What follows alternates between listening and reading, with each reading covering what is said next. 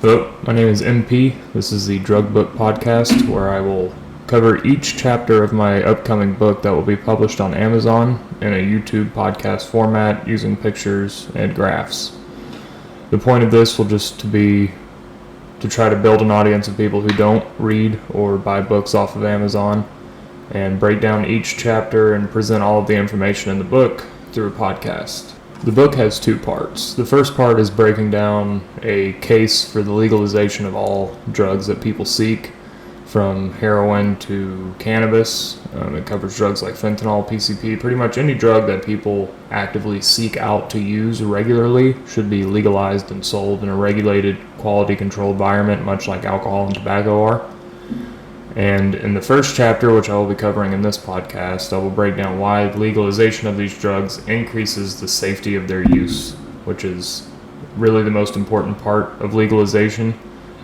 This aspect and the aspect of sending less people to prison for drug possession and drug use are equally as important. But in my opinion, the safety benefits that legalization will bring are a little more powerful because it will lead to less people dying. And I feel like that's really what most of the anti-drug agenda and policies and rhetoric are all based around, is just the amount of deaths they cause. Even though alcohol kills more people than all other drugs besides tobacco combined, they usually conveniently neglect that statistic. But if we were to legalize drugs, there would be a lot less death, and in this podcast I'm going to present the reasons why. If you would like to engage with me directly, you can follow me on Twitter at @thedrugbookmp. This is episode 1 of the Drug Book Podcast, Chapter 1, Safety.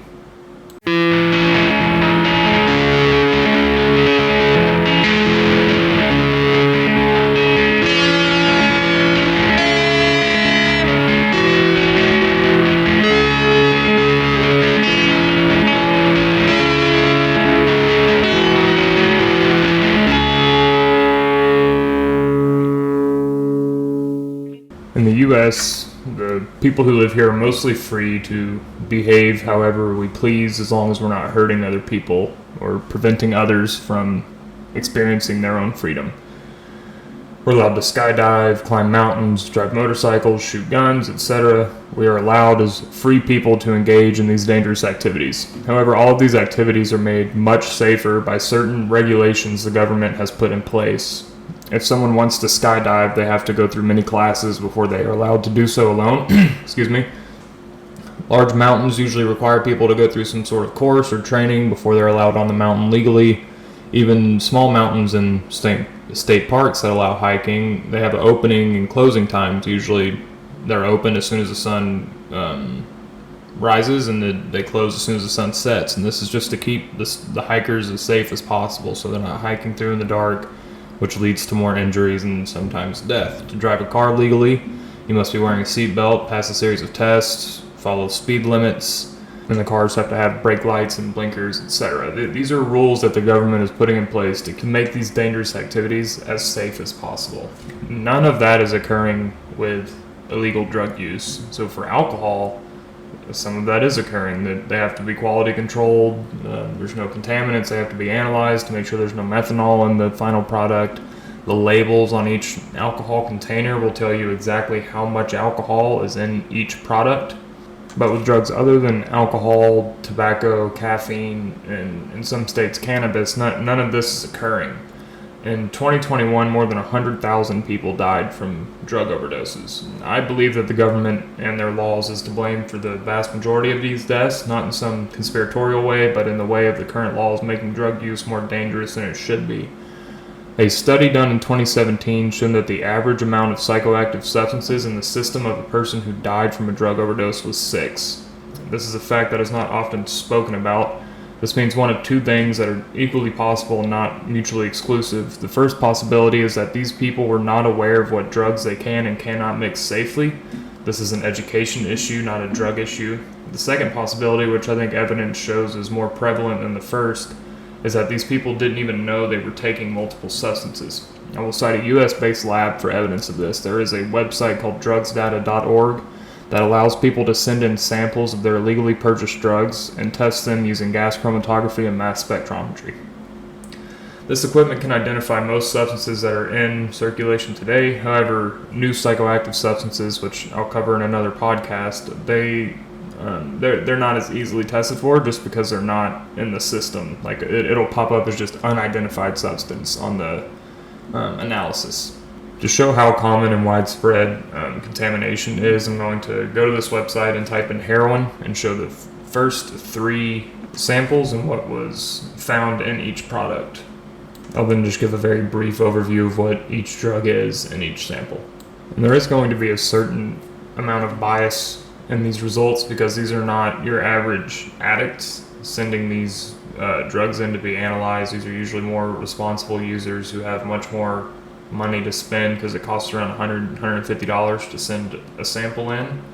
So this isn't even necessarily perfectly indicative of what the average addict or average street drug user would find. And even with that bias, the results are still incredible.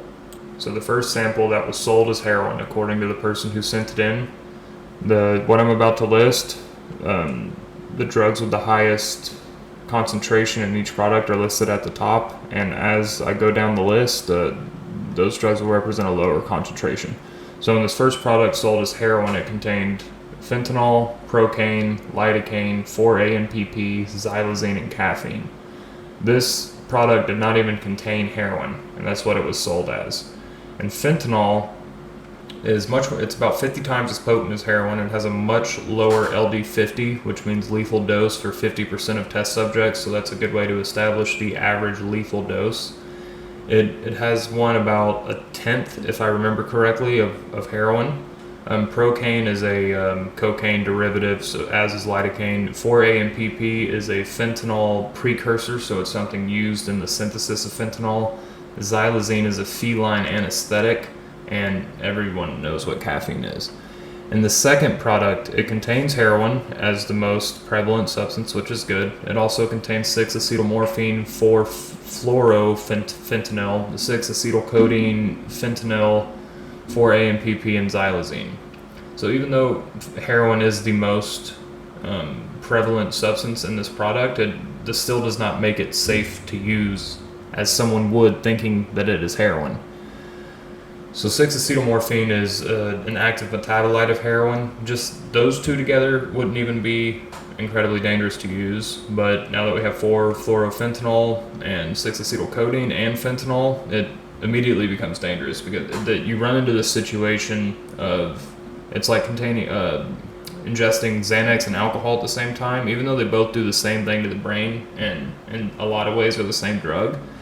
They get into this competitive process at the GABA A receptors, and it can lead to a much lower LD50. And the same thing happens with opioids. If you're taking multiple opioids, especially when some are much more potent than others, as fentanyl is to heroin, then you're going to run into the same problem of taking 2 depressants and greatly exacerbating the probability of respiratory depression and death.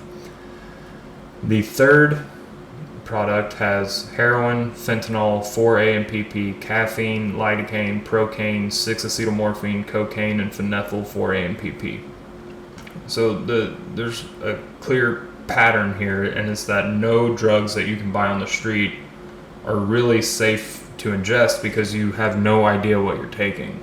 This shouldn't be like a shocking thing that leads to people dying. I mean, if someone who has never drank alcohol before was drinking very high proof whiskey as they would a beer, there's a chance that they're going to die. And it's just because they don't know how much alcohol they're taking. And that's just assuming it's only alcohol in the substance. Even if the most seasoned drinker in the world didn't have a regulated source of alcohol and it contained fentanyl or GHB or Xanax or anything that could increase the risk of death, that's exactly what's going to happen. More people are going to die more often in a non-regulated drug environment because hundreds of millions of people use illegal drugs in the United States. The United States spend $150 billion a year on illegal drugs. That's not just poor people, addicts buying drugs. That's basically not everyone in the country, but a good percentage of people in the country. Well over 100 million, 200 million people are using illegal drugs in this country. And a lot of them are taking an unregulated product. And this is what happens. This is the reason over 100,000 people die a year. And if you look at just people who died with only heroin in their system, it's below 20,000. So it's clear that the problem is not the drugs that people are taking, it's the fact that they don't know what they're taking. And these results were released today at the time of recording, August 24th. And they all came from... Sorry, my computer's not wanting to load the screen. Let's refresh it. They all came from Missouri. Two came from Missouri and one came from Connecticut. And if we scroll down on this page, there's Boston, Illinois, some more Massachusetts, Vermont, Massachusetts again, Illinois. This is all over the country. It's not just in one area. And there's not a single product on this page that was sold as heroin that only contained heroin. That is a problem that immediately goes away if this stuff is sold in a regulated environment. This is actually hilarious. There was a product sold as heroin in San Diego, California that contained cannabinol, CBD, and THC. Didn't even contain an opioid. Obviously, that's not going to be as dangerous as the issues listed above, but it's still an issue that heroin users, they don't want to take cannabis, they want to use heroin. And if we allow them to buy heroin in a regulated environment like we do alcohol, then this problem of contamination goes away. I rarely hear any sound, logical reasons not to legalize drugs. Most of it tends to evolve around just a blatant cognitive dissonance of talking about how many people die, how many people are addicted when tobacco kills 500,000 people a year. If you want to consider sugar a drug, it also kills around that many and more. If you look at alcohol, it kills 120 to 140,000 people a year. Where these drugs, like I said, if it, in situations where it's only heroin, only about 20,000 people die. And later in these podcast episodes, when I start going into the pharmacology of drugs, I'll show why you would not expect to see as many heroin deaths as you would alcohol. Alcohol is more toxic, it's less potent, so you have to take a lot more of this pretty toxic drug.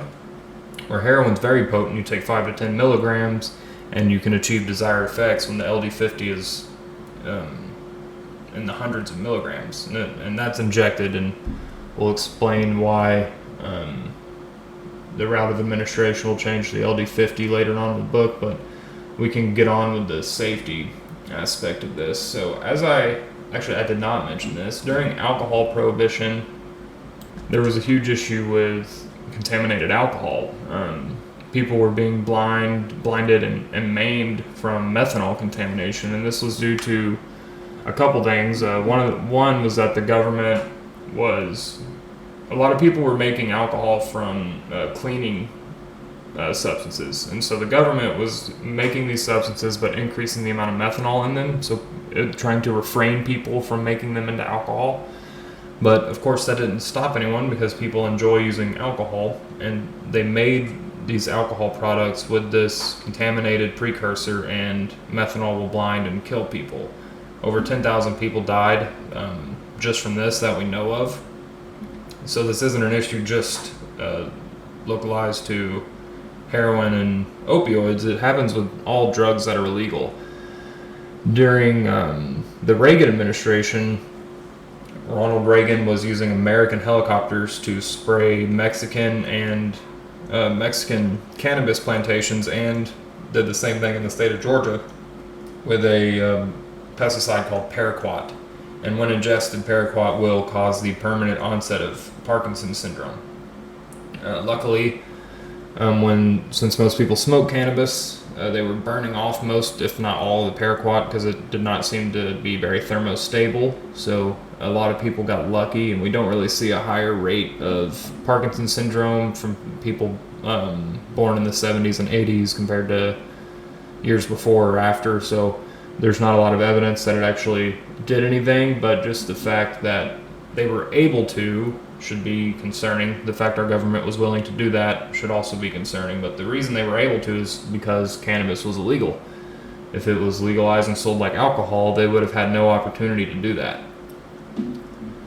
The reason I'm mainly focusing on opioids is because, one, they do deal with more contamination than other drugs, mainly because they're a little more difficult to make than a drug like methamphetamine. People can make that in their garage, so you're not going to see as much contamination with methamphetamine, but you're going to see a lot more impurity. So you're only going to be ingesting like 40% pure meth, and the rest is a bunch of stuff you really don't want to be ingesting, which can lead to many issues and is one of the main causes of rotting teeth when people smoke methamphetamine.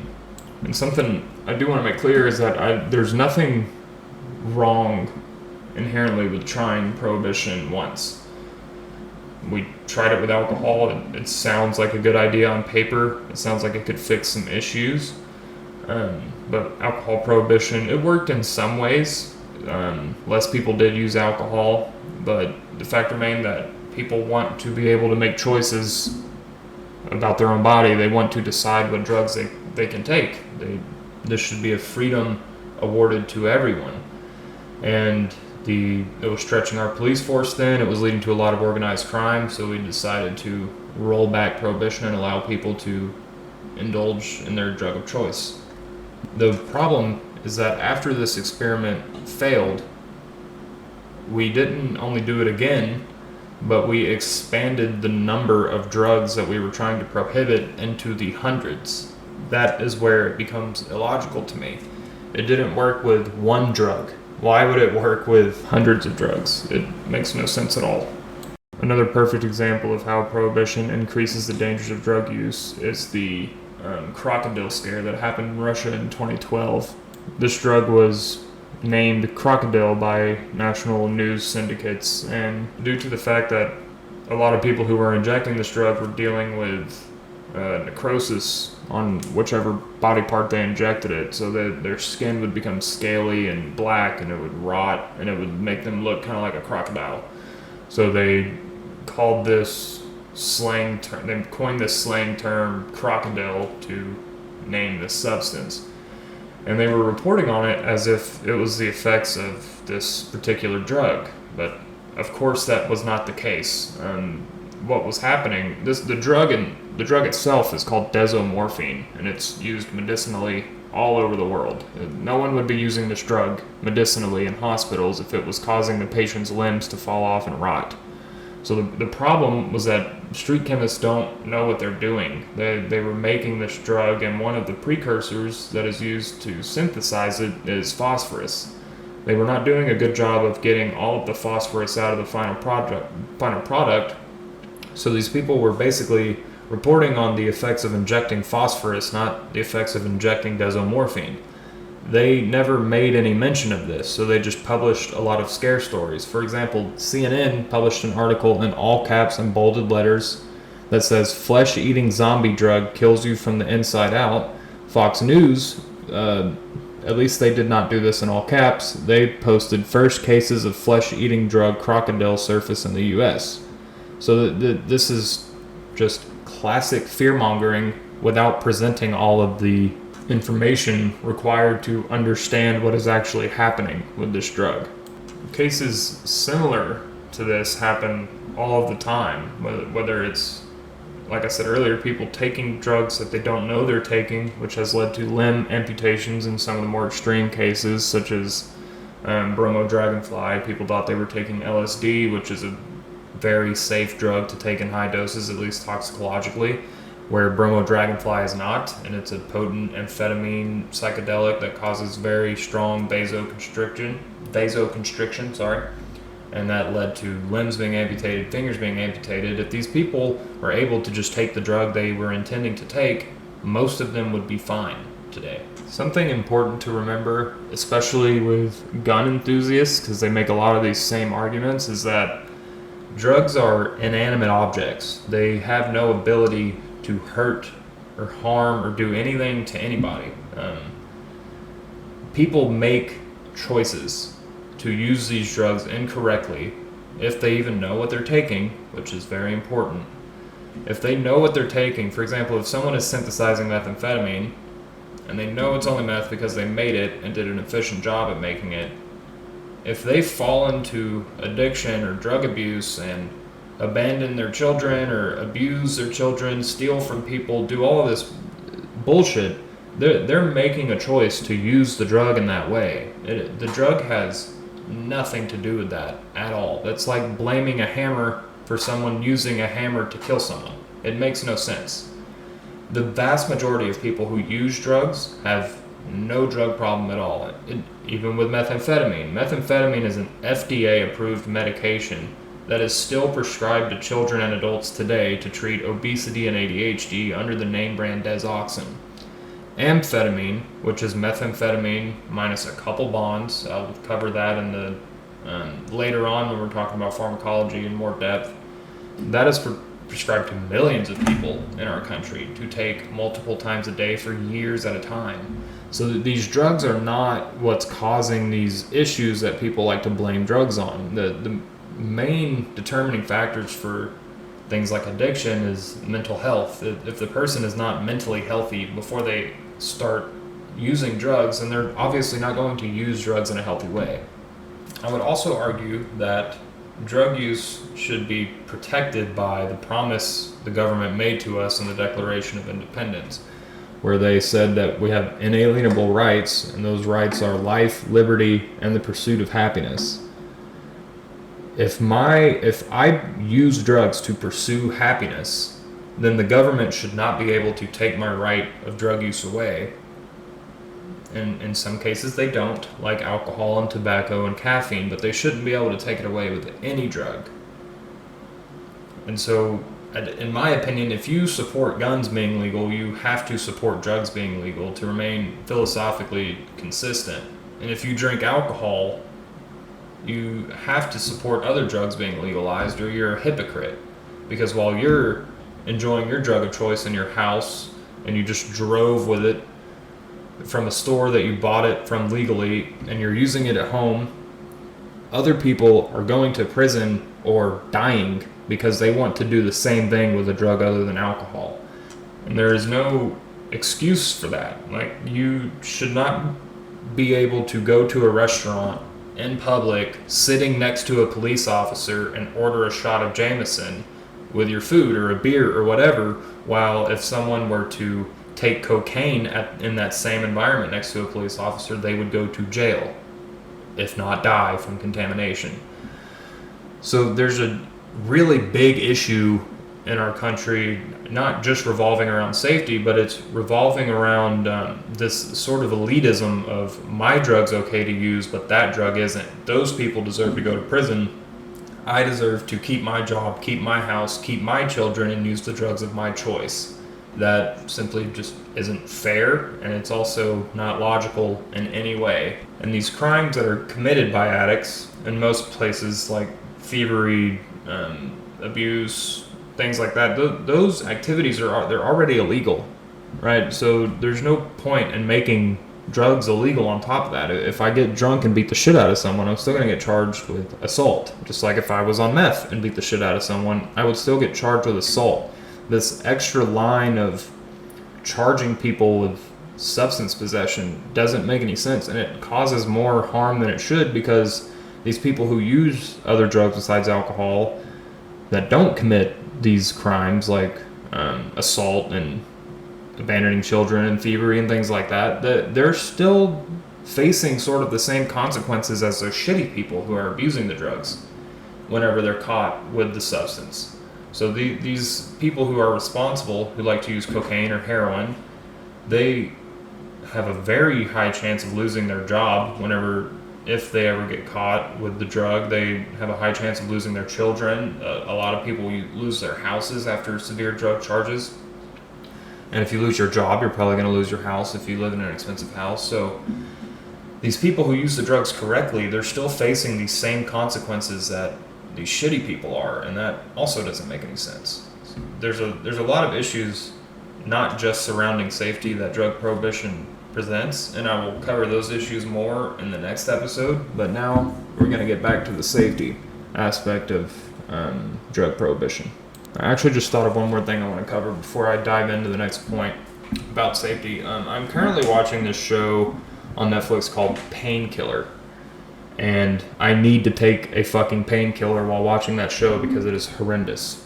They frame the entire show that anyone prescribed OxyContin in any form faced addiction, a horrible life, and death because they were like, the show starts out with a woman saying these things have been dramatized, whatever, and then she just starts crying and says, but what hasn't been dramatized is that my son was prescribed OxyContin when he was 16, and then when he was 32 he died alone at a gas station due to a fentanyl overdose or something like that. Now, I don't want to talk shit about what happened because that is a very tragic situation, obviously, but those two things have nothing to do with one another.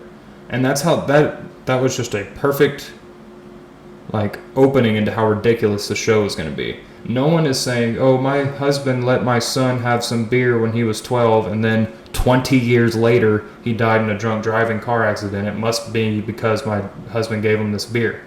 No one says that because it is fucking stupid. During this show, they compare OxyContin to the nuclear bomb. At one point in the first episode, a woman is sitting in a chair that she later finds out that a member of the Sackler family sat in. She stands up and pushes the chair away as if sitting in it is going to give her AIDS and says, "Get this chair out of the room, I don't want to see it." She said that to a chair because someone she didn't like sat in it. So it's just this entire show, they're framing it in a way of these people are evil, they're horrible, they ruined so many lives, and they only talk about it as if OxyContin is a horribly bad drug. So let's talk about OxyContin. First off, according to the National Institute of Drug Abuse, reports that 80% of heroin users first used and then misused prescription opioids. However, this is a quote from their article, the reverse is not true. Not all people who use prescription opioids move to heroin. According to a survey, less than 4% of people who had misused prescription pain medicines started using heroin. Only about 30% of all patients misused opioids, which means taking more than directed and taking medications not prescribed to themselves. And 10% of patients are addicted. For patients who are prescribed opioids for more than 45 days, 1 in 10 develop a substance use disorder from prescription use. That is perfectly in line with every other drug. 10 to 20% of all drug users are addicts. There is nothing especially addictive about prescription opioids. And this entire show is framing it in a way that says everyone who takes these drugs moves to heroin, they're all going to die, they're all going to get addiction, when less than 10% of people who take these drugs develop an addiction, and 4% of those people move on to heroin. So they're literally focusing on the most minute aspect of prescription opioids and blowing it up and making it seem like every single person who takes them goes through this issue. That is one of the reasons why people who know nothing about drugs or pharmacology are comfortable saying stupid shit and making stupid laws about these drugs. It's because of shows and journalism like this. It spreads this myth about opioids, and then people buy onto it because it's, in my opinion, it's not a well-made show at all. But people listen to this show and they connect with the emotional weaponization that is present in the very first 30 seconds of the episode, and then they're like, okay, opioids suck. The fact is that these drugs, prescription opioids, have helped way more people than they have hurt. This show never mentions that. This show never talks about how many people in the chronic pain community, how many people in the cancer community benefited greatly from opioids being available to them. And I don't think it's a coincidence. There's other factors, obviously, but you can see clearly as the amount of prescription opioids, as that presence went down, as they were being prescribed less, the amount of opioid deaths, it's like a perfect X on a graph. The deaths started going up as soon as the prescription started going down. So as soon as there was no longer a clean supply of these drugs available to people who needed it, those people started dying. I take an opioid every day. I have 2 herniated discs, and they won't prescribe me anything, even though I live in pain. I can't bend over really at all without my back locking up. I have constant nerve pain in both of my legs. I live in pain, and that's fine. There are many people who live in worse pain, but the only thing they've ever given me is Tylenol, and that shit just does not work for this type of pain. It has never worked for me, and studies show it doesn't work for other people. So I resolved to take Kratom, which contains a opioid called mitragynine, and it helps tremendously. But Kratom is an unregulated product. It's not very pure because it's a plant, and only about 1% of the plant matter contains this drug. So I have to take an enormous amount of this horrendous tasting plant to have some relief from my back. And that's not the only reason I take it. I love the effects of Kratom. I love opioids. But the fact remains, if I was able to be prescribed oxycodone or hydrocodone or anything like that, or if I was able just to go pick it up on my own, my quality of life would be a lot better because I wouldn't be in pain all day. And some people may say there's a problem with being dependent on a drug like that. I disagree. I don't think there's anything wrong with dependence. So many people are dependent upon antidepressants, OCD medications, caffeine, nicotine, whatever it may be to help them get through the day. There's no reason that being dependent on an opioid or any other drug for that matter should be looked down upon. Now, after I covered that ridiculous show, we can get back into some safety issues that come up with prohibition. This issue is often overlooked, and it's what other drugs are being used simply because the quote-unquote good ones are illegal. The synthetic cannabinoid issue is a perfect example of this. Of course, there was terrible reporting and journalism and widespread ignorance that led the public to forming a very poor opinion of these drugs when they didn't deserve it.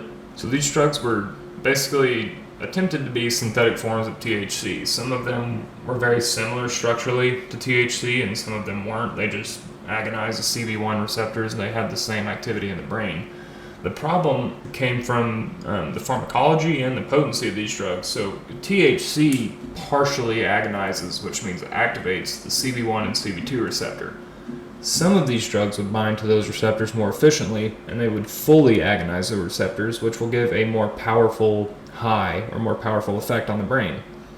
Not only did some of them fully agonize it, some of these full agonists were many times more potent than THC. So if you're going to smoke a drug that more powerfully activates the receptors that they have affinity with, and it's more potent than the drug you're used to consuming, you're obviously going to have a bad time. That shouldn't be like a surprise to anyone. If I give someone a cup of coffee and don't tell them it has 75 times the amount of caffeine as their normal cup of coffee does, and they drink it all, they're not going to have a good day. So it's not just like localized to cannabis. Like, it's all drugs. People would go through a similar situation. Now, the other problem was that these drugs were being sold in a completely unregulated environment. So you would buy a bag that just said K2 or Spice. K2 and Spice are not the name of any specific drugs. It was just the brand name for these synthetic cannabinoids. And as these drugs were, and these bags never had any label about what substance was in them or anything like that. It just said synthetic cannabinoid. And so as these drugs that were more popular, like JWHO18, that was a drug that people genuinely enjoyed because it wasn't very potent. It had the same mechanism of action as cannabis, and most people enjoyed the drug. A lot of people said it was just like cannabis. Some people enjoyed it more. The problem came whenever that drug was found by the government, it was made illegal. So then these same K2/Spice bags were selling a different drug with no labeling. So then it becomes just this constant, you think you're taking one drug, but it's another drug. You never know what you're taking. If cannabis was legal, that all goes away. And you can see that that's true because in states like Colorado, California, Alaska, synthetic cannabinoid use basically it no longer exists because people have access to the drugs they want to use. And this happens with other drugs as well. So you can look at amphetamines. So since methamphetamine and amphetamine and methylphenidate, drugs like that are illegal, people go to the NPS market, the new psychoactive substance, Some people call them research chemicals, and they'll just buy drugs from Chinese labs that say not for human consumption, so technically it's not illegal to purchase these substances, and they have no idea how potent they are because no one's used them. They have no idea what the toxicity profile is because no one has used them, and these drugs aren't studied. They're just purchased and sold on the gray market. You're gonna have issues because no one knows anything about these drugs. So like Flocka, alpha PVP was like, especially in Florida, it was reported as like the new public enemy number one. People were just freaking the fuck out because they were taking a drug much more potent than they're used to taking, that lasts longer, and they didn't know. They were just told, oh yeah, this is like meth, by whoever was selling it, because the people selling it don't know shit either. They just know maybe basic like structural pharmacology, so they can see that this drug looks like meth and be like, okay, well, this will be like meth. Or maybe they don't know anything and someone else sold it to them saying it's like meth, and it just goes down this line of ignorance until someone dies. If meth or amphetamine were illegal, these other synthetic cathinones, like, no one really wants to use those drugs. Even cathinone, which is found in cod, not many people outside of Africa use those drugs because meth is typically and generally explained as more enjoyable.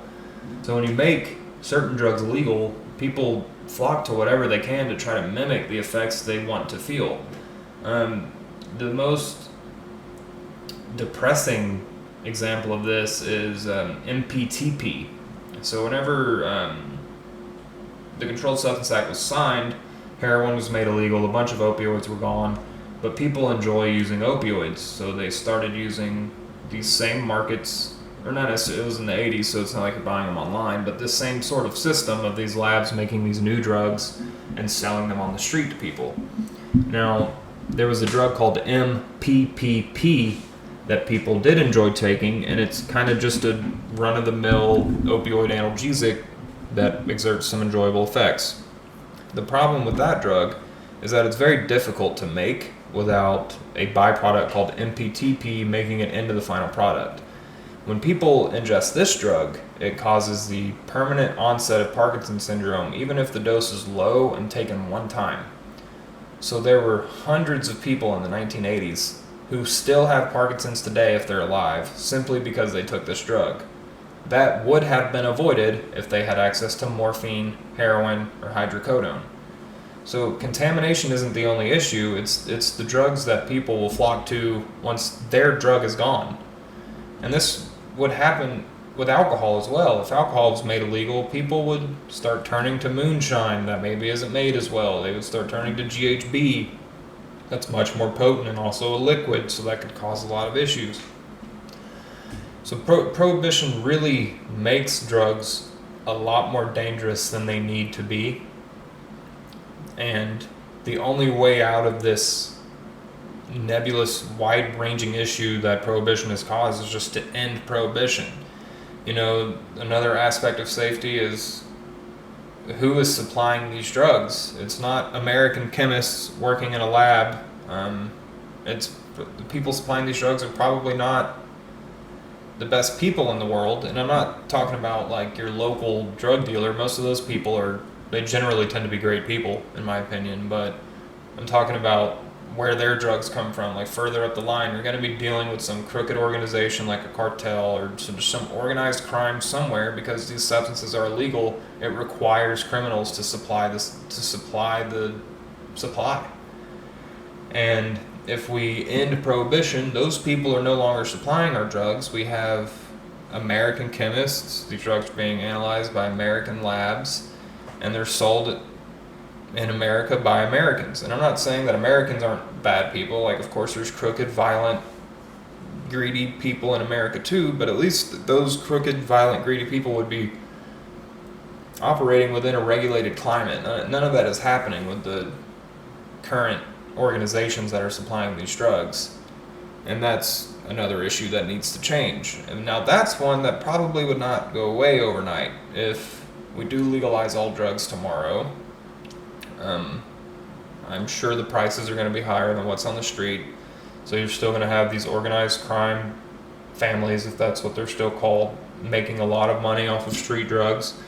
But they also wouldn't want to give up $150 billion too quickly either, because that, like I said, that's how much Americans spend each year on illegal drugs. So that's an issue that maybe isn't so easily fixable with prohibition. I'm not sure how to fix that issue, but that alone doesn't mean we shouldn't legalize drugs. I mean, there was a lot of organized crime with alcohol too. That didn't stop us from making alcohol cheap and accessible and making well over $100 billion a year in that market.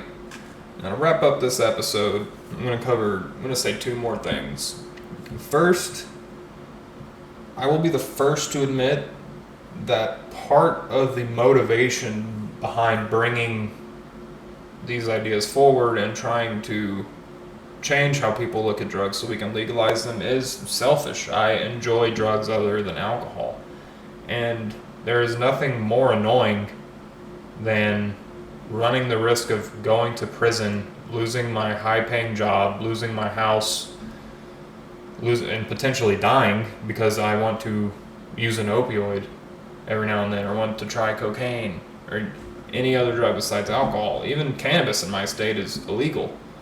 So even that can run some issues, because they're very rare, but there are cases of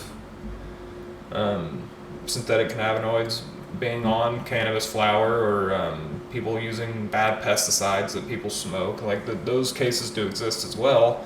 And there's also some of the pesticide issue in the legal cannabis market as well. So it's not a fix-all with cannabis. You got to do a lot of stuff when growing a plant, and you have to make sure you're doing it correctly. But I don't want to worry about dying because I don't want to use alcohol, or I want to use a drug that is less toxic or more enjoyable to me. But that's an issue I have to face pretty often. And of course, it's about 50-50 that, and I want other people to stop going to prison and dying as well. I know a lot of drug users. I know a lot of people who use drugs other than alcohol, and especially my more irresponsible friends, I'm scared for them because they could get arrested at any time, but they could also die at any time because they're just taking pills off the street without testing them, and that is worrisome, and I have told them to stop doing that because it's stupid. But that issue it shouldn't exist in the first place. No one has to test their alcohol, no one has to test their tobacco. But people who like other drugs, they have to go through all these hoops just to enjoy a night with a drug they enjoy, and that's bullshit to me. Now, the last thing I will bring up is that we have seen some states decriminalize drugs. I honestly think that is a mistake in a lot of ways. I do like that it leads to less people being put in prison for drug use and possession. That is very good to me. But it ultimately does nothing for the safety issue that prohibition causes, because it's still the same drugs being sold. It's just that no one's going to jail for them now, which is good, but it's also bad because, like I said, one of the main issues with prohibition is contamination. That issue has to be fixed. If we're really worried about people dying to drug overdoses, contamination has to be fixed immediately, because that's what's causing the majority of deaths.